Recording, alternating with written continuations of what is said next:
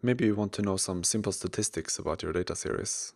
Like here I have some open circuit potential versus time measurements, and perhaps I want to know what the mean value and standard deviation of these potential data series are.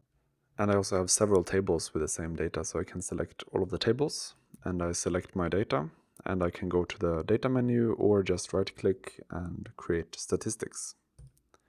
It will ask me if I want to do it for all the selected tables. I choose yes. And now I get for both of the data series that I selected a number of statistics like the mean values and standard deviation.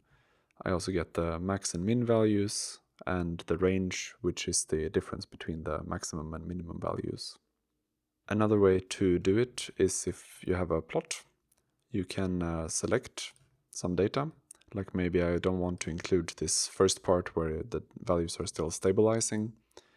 And then I right-click in the plot or go to the plot menu, choose plot selection, and then you have create statistics again.